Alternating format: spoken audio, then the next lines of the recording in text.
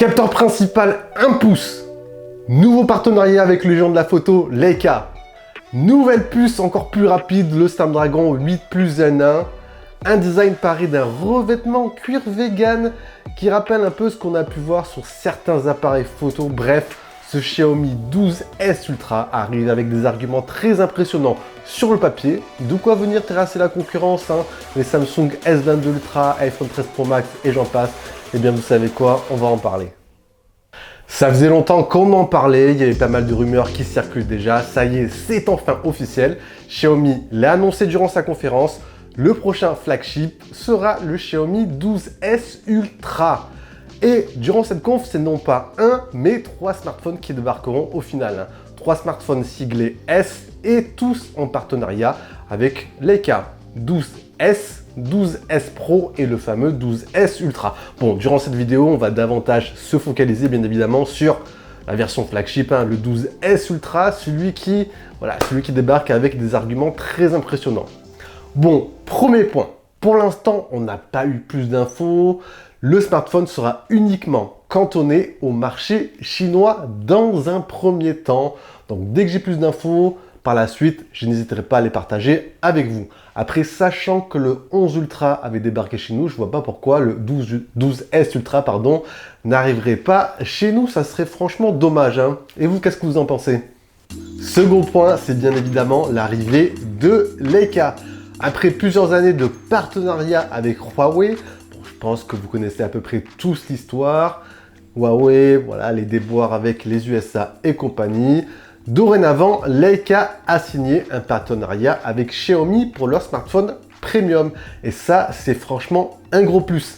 C'est un gros plus sur le côté technique, que ce soit par exemple sur le traitement colorimétrique, l'ajout de nouveaux filtres qu'on va voir arriver sur sur la nouvelle gamme 12S.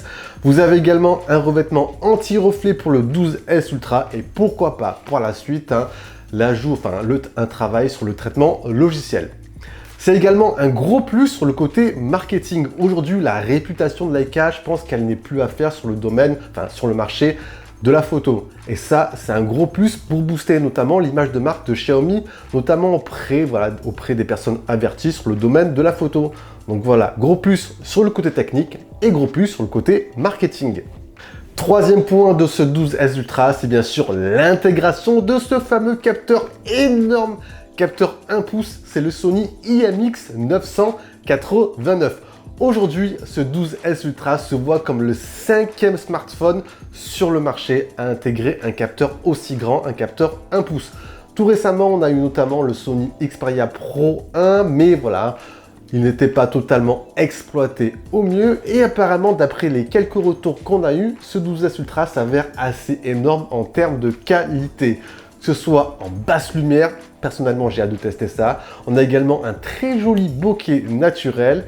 Vous avez également une grosse amélioration sur la vidéo. On pourra notamment enregistrer nos vidéos en Dolby Vision, ce qui est franchement un gros plus. Je crois que c'est le premier smartphone sur Android à pouvoir faire cela. Bref, il y a un gros level sur le capteur grand angle. Après, concernant le reste, que ce soit ultra grand angle, téléobjectif, il me semble que c'est quasi identique au 11 Ultra et ça je trouve que c'est un peu dommage. Donc ici je pense que Samsung aura encore un léger avantage sur les capteurs annexes, ultra grand angle et téléobjectif. Quatrième point, c'est pour ma part, c'est le design. On a ici un design extrêmement soigné aux petits soins. Bon, hormis cet énorme module photo, ça je pense que ça laissera perplexe pas mal d'entre vous. On a quand même un smartphone avec un design franchement aux finitions vraiment bien soignées.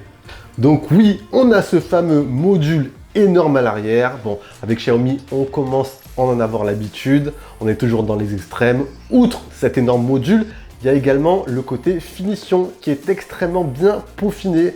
Je trouve que c'est assez sympa. Le module photo est ici paré d'un liseré doré. Le contour du smartphone est ensuite en métal brossé doré sur la version green.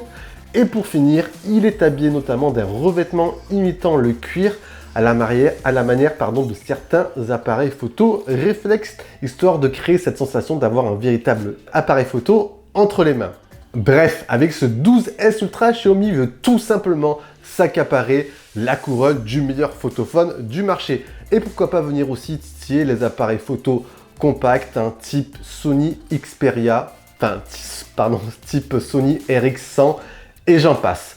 Bref, personnellement, j'ai hâte de tester ce smartphone. Et voilà, on a fait un petit tour express de ce smartphone. Si vous avez des questions, n'hésitez pas à vous envoyer tout ça en bas dans l'espace commentaire. Sur ce, c'était Jojo. Je vous dis bien sûr à la prochaine. Prenez soin de vous. Allez, ciao, ciao!